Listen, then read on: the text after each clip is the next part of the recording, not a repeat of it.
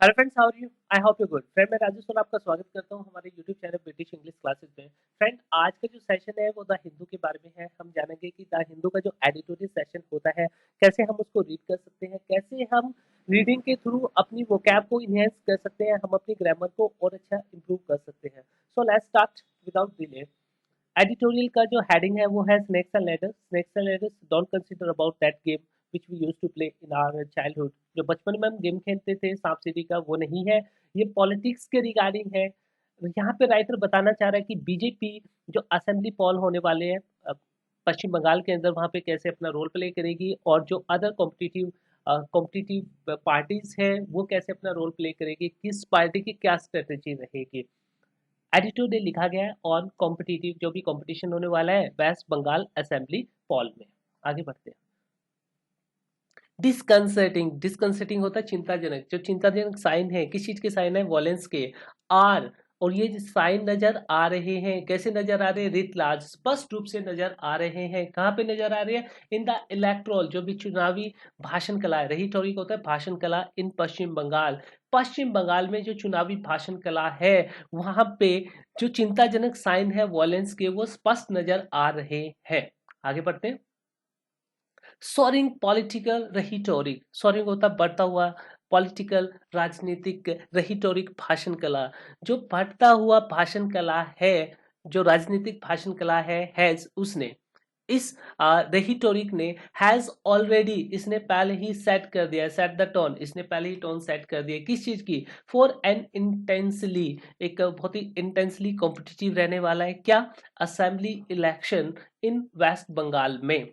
सो बढ़ता हुआ पॉलिटिकल रेहिटोरिक, बढ़ता हुआ राजनीतिक भाषण कला, इसने ऑलरेडी टोन सेट कर दिए कि जो इलेक्शन होने वाले हैं पश्चिम बंगाल में, वो बहुत ही कॉम्पिटिटिव रहने वाले हैं। आगे बढ़ते हैं। द फिरोसिटी, फिरोसिटी होता प्रचंडता। जो प्रचंडता है, किसकी प्रचंडता है? ऑफ द कॉम्बैट, कॉम्बैट जो लड़ाई की प्रचंडता है, बिटवीन, दो के लिए, बिटवीन किसके बीच में? रूलिंग तृणमूल कांग्रेस के बीच में, टीएमसी के बीच में, एंड द चैलेंजर, और उसका जो चैलेंजर है बीजेपी, इनके बीच में जो कॉम्बैट है, जो लड़ाई है, उसकी जो प्रचंडता है, इस सेट, वो सेट है टू गो फर्दर नॉर्थ, की वो और ज्यादा आगे बढ़ेगी। गो फर्दर नॉर्थ होता है आगे बढ़ना, गो फर्दर साउथ होता है नीचे जाना। ओके, आगे बढ़ते हैं। द बीजेपी ड्रामेटिक, जो बीजेपी का जो ड्रामेटिक, जो नाटकीय रूप से राइज हुआ था 2019 में। क्या हुआ था 2019 में? व्हेन इट्स वोट टैली, जब इसकी जो वोट टैली थी वो 40% क्रॉस कर गई थी। मेड इट्स, इट्स यहाँ पे बीजेपी के लिए, इसने बना दिया था इसकी एम्बिशन को, एम्बिशन कौन सी? जो पावर के लिए इसकी एम्बिशन थी, उसको रियलिस्टिक बना दिया था। सो बीजेपी का जो नाटकीय रूप से राइज हुआ था 2019 के अंदर, जब इसने 40% से ज्यादा वोट टैली को क्रॉस कर लिया था, तब इसकी जो एम्बिशन थी पावर की, उसको रियलिस्टिक बना दिया था वो टैली ने। बट लेकिन ऑल्सो इसके साथ ही प्रॉम्प्टेड, उकसाया, किसको उकसाया? ड्रास्टिक करेक्टिव मेजर्स लेने के लिए उकसाया, या ड्रास्टिक करेक्टिव मेजर्स लिए गए, किसके द्वारा लिए गए?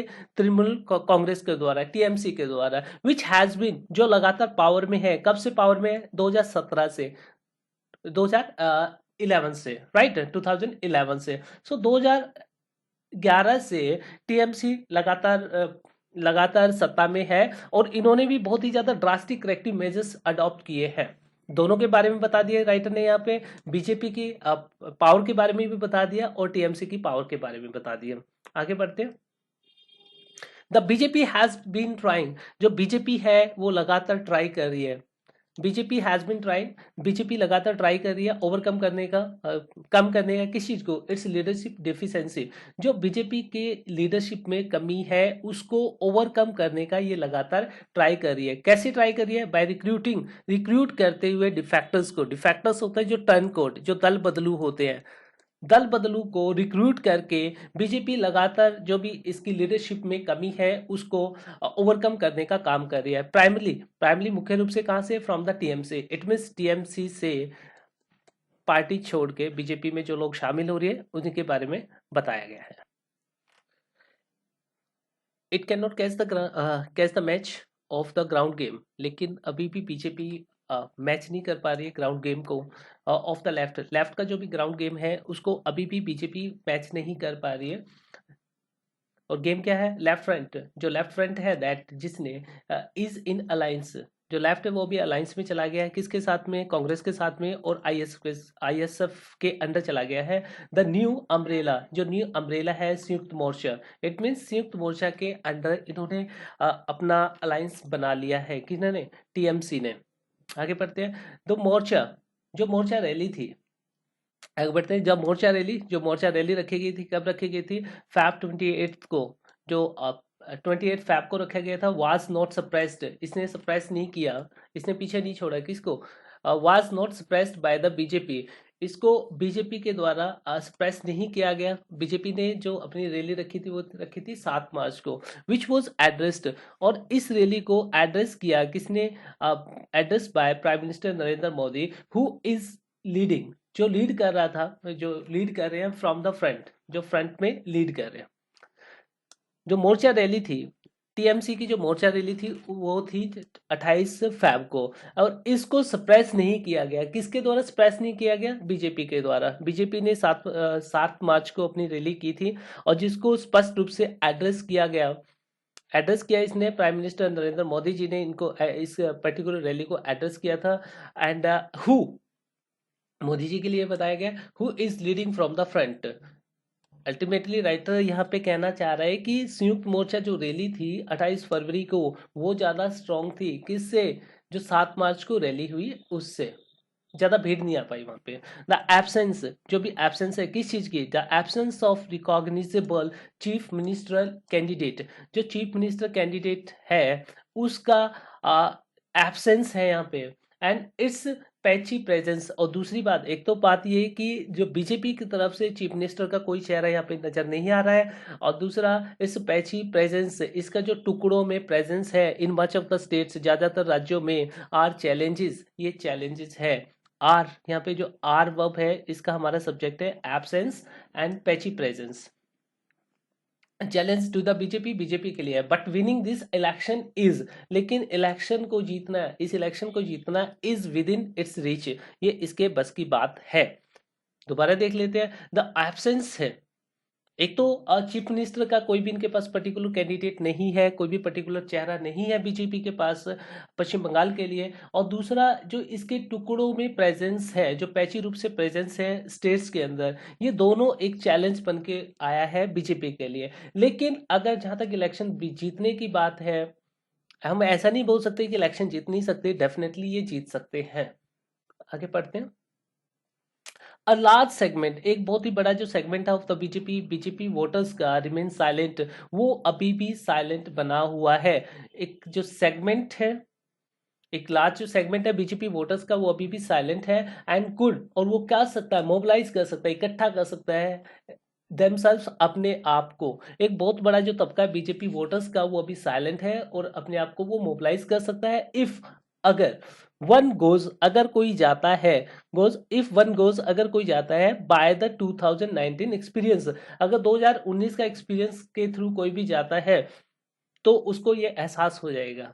दोबारा पढ़ लेते हैं। एक बहुत ही बड़ा जो तबका है बीजेपी वोटर्स का, वो बहुत ही साइलेंट है अभी और अपने आप को इकट्ठा कर सकता है अगर कोई 2019 का जो भी एक्सपीरियंस है उसके थ्रू जाता है तो।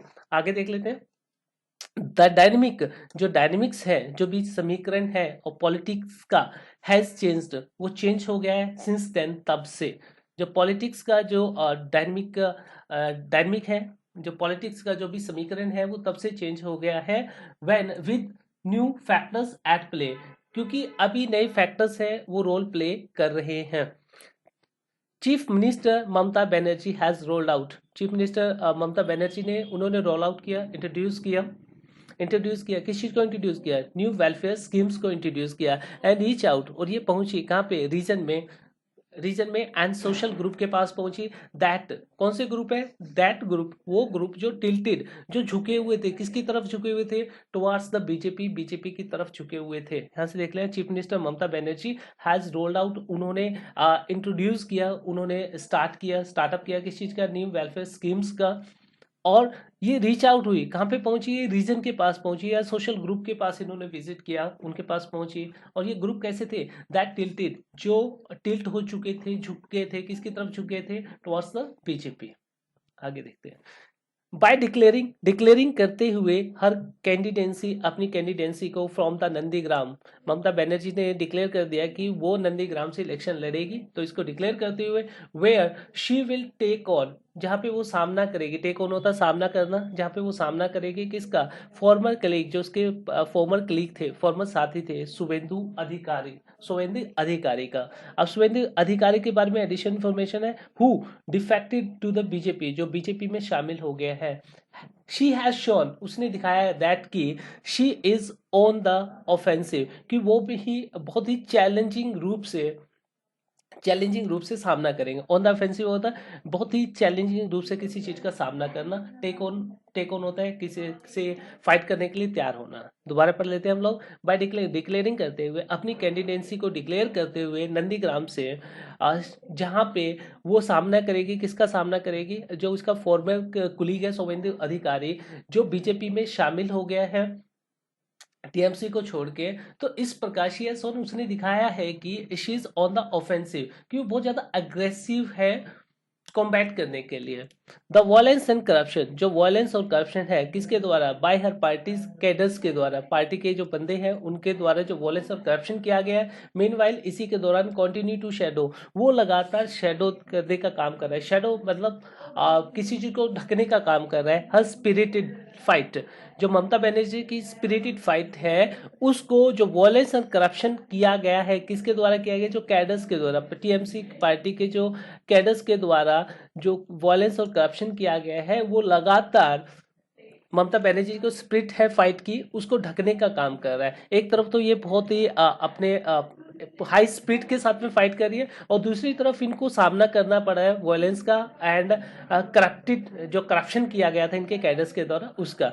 And that is going to be, जो एक बनने वाला है, that is going to be बनने वाला फोकल पॉइंट, जो एक मेन पॉइंट बनने वाला है of the BJP offensive. BJP बिल्कुल उसको टारगेट कर रही है, जो भी टीएमसी के कैडर्स के द्वारा वायलेंस किया गया, करप्शन किया गया, उसको बीजेपी टारगेट कर रही है। A focal point to be focused.